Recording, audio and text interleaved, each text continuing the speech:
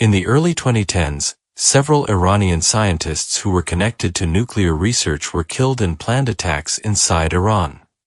These scientists were individuals who worked in universities and government-linked research programs related to nuclear science, which includes areas like energy production and advanced physics. Most of these attacks happened in Tehran, which is a large and busy city where many government offices and research centers are located. The attackers chose times when the scientists were following normal daily routines, especially in the morning when they were leaving home to go to work. This made the attacks easier to plan because the routines were predictable and repeated every day.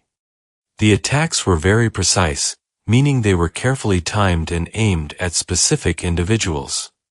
The first widely known case was the killing of Masoud al-Mohammadi on January 12, 2010, who was a professor of physics at University of Tehran. He was known for his academic work and teaching, and he was leaving his home when the attack happened. A motorcycle had been parked near his house earlier, and it had a hidden bomb attached to it. When he stepped outside, the bomb exploded, which shows that the attackers had planned the exact moment very carefully in advance. Later in 2010, on November 29, 2 more scientists were targeted in attacks that happened almost at the same time, which suggests coordination between different attackers. One of the victims was Majid Shahriari, who worked on nuclear engineering projects that were important for Iran's scientific programs.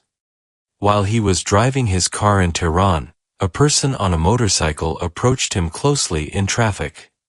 The attacker quickly attached a small magnetic bomb to the side of his car, which is a type of explosive that sticks to metal surfaces. Shortly after the attacker moved away, the bomb exploded while the car was still moving.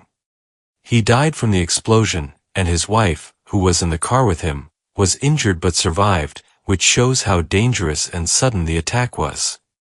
On the same day, another scientist named Feridun Abbasidavani was also attacked in a similar way using a magnetic bomb. However, in his case, he was able to escape from the car quickly after noticing something unusual, and he survived the explosion. Later, he became the head of the Atomic Energy Organization of Iran, which is responsible for managing Iran's nuclear activities, showing that he continued his work despite the attack. In 2011, the method of attack changed in one case, showing that different approaches were used depending on the situation. A scientist named Dariush Rizanejad was shot by gunmen instead of being targeted with a bomb. This happened on July 23 outside his home in Tehran, which again shows that attackers focused on places where the target felt safe. He was with his wife and his young child at the time, which made the situation even more tragic. 2 attackers on motorcycles approached him and fired several shots at close range, which means they were near to him when they used their weapons. After the shooting, he was taken to a hospital, but he later died because of his injuries. Iranian officials stated that he was involved in projects connected to nuclear technology, although some reports suggested he was more directly involved in electronics and engineering. This attack showed a shift from using explosive devices to using firearms, which may have been chosen because it required less setup time.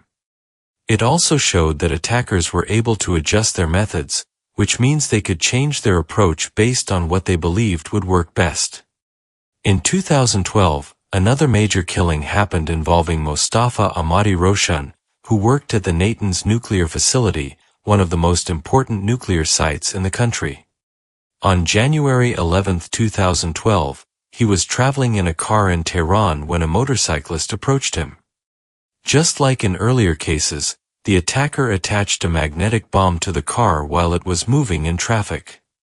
A short time later, the bomb exploded, killing him and also his driver.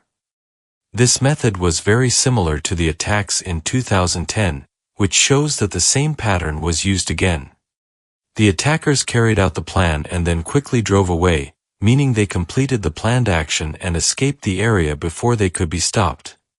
The meaning of carry out is to complete a planned action, especially one that has been prepared in advance with clear steps. This kind of escape was possible because motorcycles can move easily through traffic and narrow streets. The repeated use of this method suggests that it was effective and difficult to prevent. In all these cases, the attacks were carefully organized with detailed planning, including knowing the victims' daily routines and movements. Iranian authorities said these killings were linked to foreign intelligence operations, and they especially blamed Mossad, which is Israel's secret intelligence agency. However, other countries, including Israel, did not officially confirm involvement in these attacks. These events caused strong fear among scientists working in nuclear research in Iran because they showed that individuals could be targeted in their daily lives. In 2009, a different kind of situation happened involving an Iranian researcher named Shahram Amiri, and this case did not involve a direct attack like the earlier killings. He was known to be connected to nuclear-related research, although details about his exact role were not always clearly shared in public reports. He worked at Malik Ashta University of Technology, which is an institution linked to engineering, science, and also some defense-related studies in Iran. In June 2009, he traveled to Medina, which is an important religious city that many Muslims visit for pilgrimage. This type of trip is common for religious reasons, and many Iranian citizens travel there each year. During this visit, he suddenly disappeared, and there was no clear public explanation at the time about what exactly happened to him. Iranian officials quickly stated that they believed he had been taken by foreign intelligence agents, which means they thought another country's secret services had removed him from the location without public notice. This made the case very different from earlier ones because there was no explosion, no shooting, and no immediate physical evidence at a known scene. After his disappearance, the situation became more complex in 2010 when several videos of him appeared on the internet. In one video, he said that he had been kidnapped by agents connected to the CIA, and he described being held against his will. In another video, however, he gave a different message and said that he was safe and continuing his studies in the United States. These two statements directly contradicted each other, which made it difficult for observers to understand what was true. Some analysts and experts believed that at least one of the videos may have been recorded under pressure, meaning he may not have been speaking freely. This kind of situation can happen in intelligence-related cases, where people may be influenced or controlled when giving statements. Because of these conflicting messages, there was strong uncertainty about his real condition and location. The public could not clearly know whether he had gone willingly, been forced, or was acting under instructions from someone else. In July 2010, Shahram Amiri appeared at the Pakistani embassy in Washington, D.C., which is an official building where people can seek help from diplomats. He requested assistance to return to Iran, which showed that he wanted to leave the United States at that time. After some diplomatic arrangements, he was allowed to travel back to Iran. When he arrived, Iranian officials welcomed him and presented him publicly as a victim of foreign actions. They said that he had escaped from a situation where he had been controlled or held by others. This was shared widely in Iranian media, and it was used to show that he had returned safely to his home country. After returning to Iran, Shahram Amiri did not return to normal public life in the same way as before. Reports suggested that he was placed under close supervision by Iranian authorities, which means his activities and movements were carefully monitored. Officials were likely trying to understand what had happened during his time abroad and whether he had shared any important information. Over time, fewer details about his situation were shared publicly, and he was seen less often in media reports. Then in 2016, it was officially reported that he had been executed in Iran. Iranian authorities stated that he had been convicted of sharing sensitive information with the United States, which is considered a serious crime related to national security. This marked a very serious and final outcome for a case that began as a disappearance. His case showed that disappearance situations can develop over many years and can end differently compared to sudden attacks. Unlike the earlier killings, this case involved several stages, including travel to another country, disappearance, public messages, return, and later punishment. It also showed how intelligence-related conflicts between countries can include secrecy, pressure, and unclear or changing information. The situation added tension between Iran and the United States. This case remains one of the most well-known examples of disappearance involving a nuclear-related researcher. On November 27, 2020, a widely reported event happened involving Mohsen Fakhrizadeh, who was considered one of the most senior and influential figures in Iran's nuclear program. He was not just a scientist working in a laboratory, but also a manager and organizer of large research projects connected to both science and national defense. Many Iranian officials described him as someone who helped guide long-term planning in sensitive scientific areas. The attack took place near the town of Absard, which is located to the east of Tehran and is known as a quieter area where some officials have homes. At the time of the attack, he was traveling in a convoy, which means a group of vehicles moving together, and this convoy included trained security guards. Even with this protection, the attackers were able to carry out the operation. This case was different from earlier ones because it involved more complex planning and more advanced tools instead of simple methods like motorcycles and small bombs. It also happened many years after the earlier killings, which shows that similar types of operations continued over a long period and did not stop after the early 2010s. According to official reports from the Iranian government, the attack involved a weapon system that could be controlled from a distance, meaning no attacker needed to be near the target. The weapon was reportedly mounted on a vehicle that had been placed along the roadside before the convoy arrived. When his convoy reached a specific point on the road, the system began firing directly at his car. This shows that the attackers knew his route and had chosen an exact location for the operation. His security team tried to respond by protecting him and reacting to the attack, but the shooting happened very quickly, leaving little time to react. He was seriously injured during the attack and was taken to a nearby hospital. Despite medical efforts, he later died from his injuries. Iranian officials also stated that no attackers were physically present at the scene during the shooting, which made this case unusual compared to earlier attacks where attackers were seen escaping. Later, Iranian authorities gave more detailed explanations about how the system worked. They said that the weapon used advanced technology, including control through satellite communication, which allows devices to be operated from far away. According to these reports, the system was designed to recognize the target and fire with high accuracy. This type of description suggested a completely new method compared to earlier attacks that used motorcycles, close-range bombs, or direct shooting. The attackers had set up the system in advance, placing it carefully in the right position before the convoy arrived. The phrase "set up" means to prepare or arrange something ahead of time so it is ready to be used later. After the attack, the government of Iran accused Mossad of being responsible for organizing and carrying out the operation. Iranian officials made these statements publicly and connected them to ongoing tensions with other countries.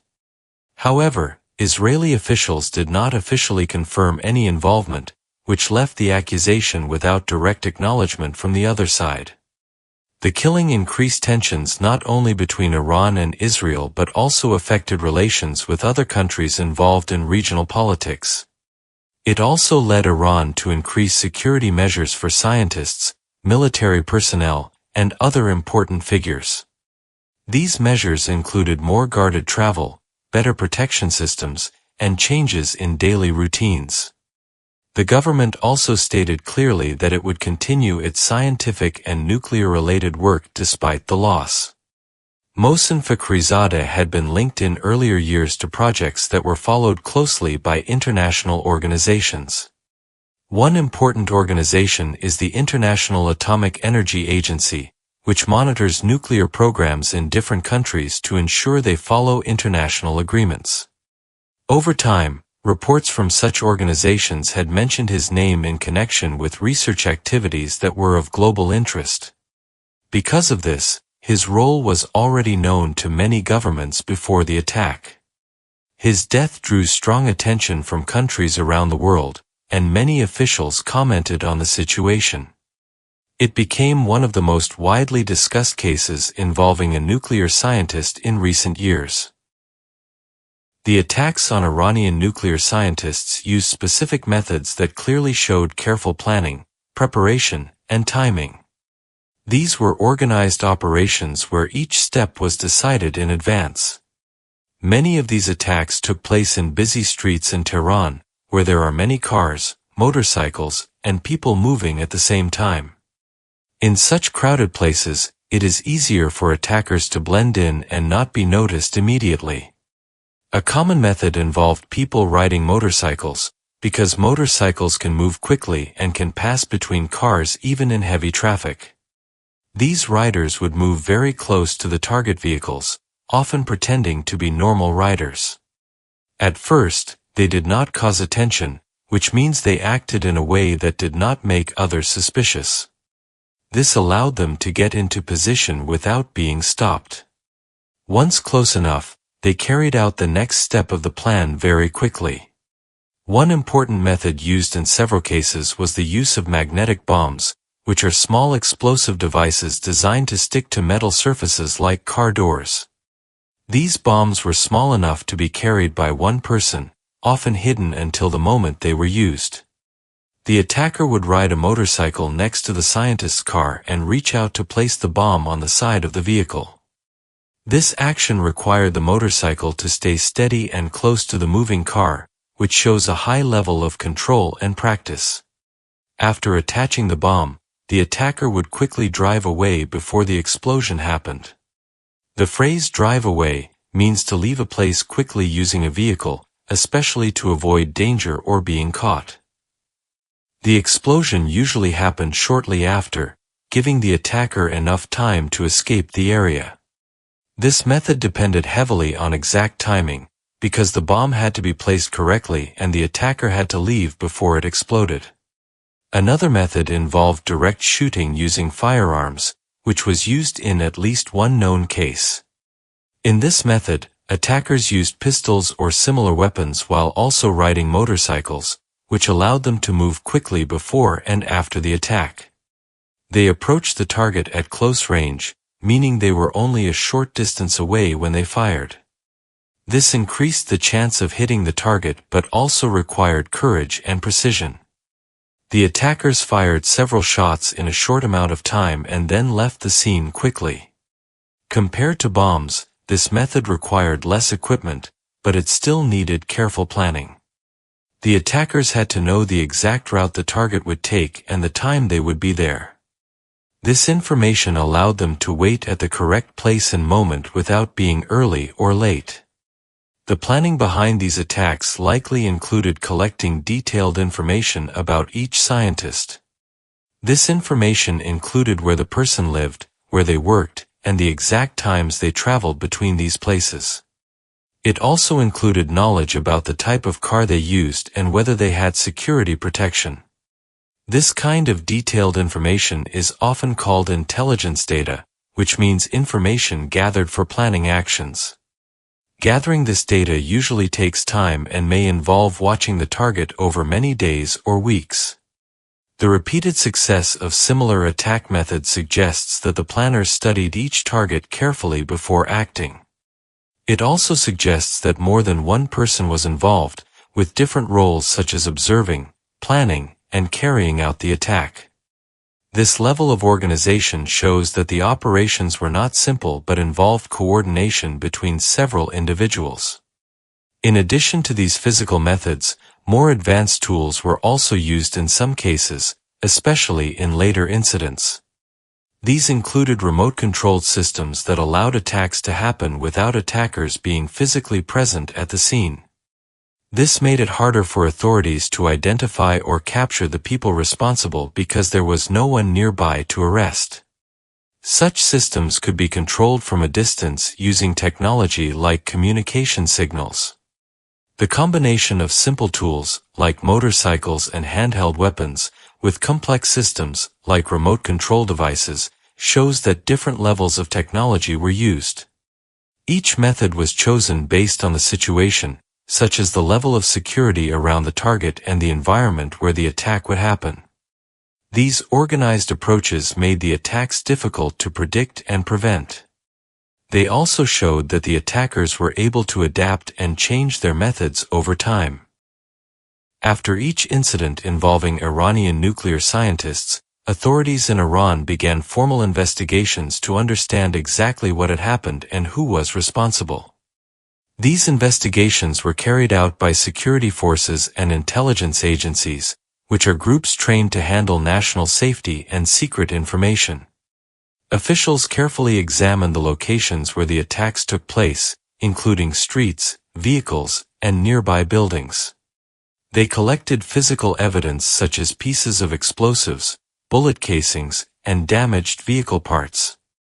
They also interviewed witnesses, including people who were nearby at the time, to gather detailed accounts of what they saw and heard. Investigators tried to reconstruct each event step by step to understand how the attackers planned and executed the operation. In many cases, they concluded that the attacks were too complex to have been carried out by small local groups without outside help. They believed that foreign intelligence agencies were likely involved because of the high level of coordination and advanced methods used. These conclusions were based on patterns seen across multiple incidents. Iran repeatedly accused Mossad of organizing the killings, stating that the operations matched the style of known intelligence activities. Iranian leaders also said that the CIA may have supported or assisted in some of these actions. These accusations were made in official speeches, interviews, and government statements. However, both Israel and the United States did not officially confirm these claims.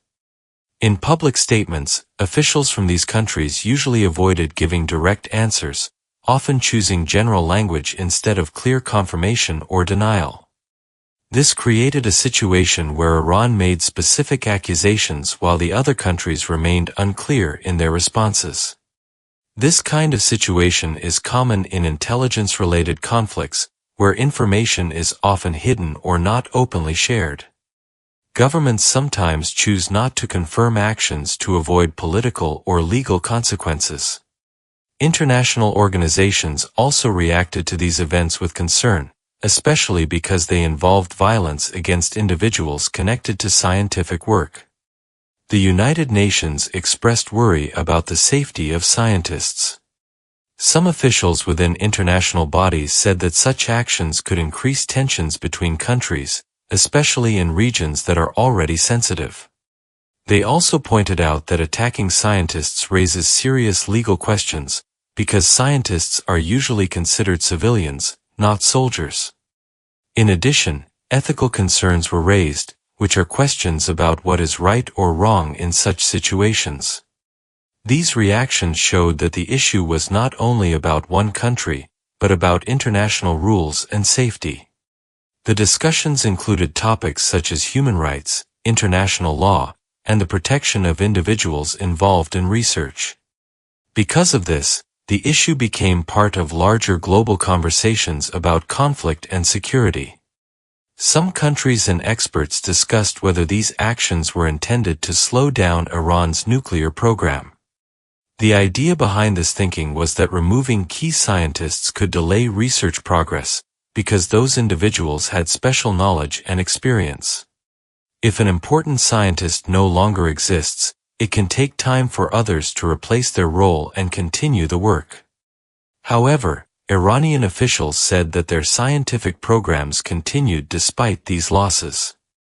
They explained that other trained scientists stepped in to continue the work that had been started. They stated that new individuals took over the roles of those who were killed, ensuring that research and development did not stop. The phrase takeover means to begin doing a job or responsibility that someone else was doing before. This shows that large programs often have backup plans and multiple people trained for similar roles. It also shows how systems are designed to continue even after serious disruptions. These incidents also led to stronger security measures inside Iran, especially for people working in sensitive scientific and technical fields. Scientists were given additional protection, such as personal security guards and safer transportation methods. In some cases, travel routes and schedules were changed frequently to make it harder for attackers to predict movements. The government also increased monitoring and surveillance to detect possible threats before they could happen.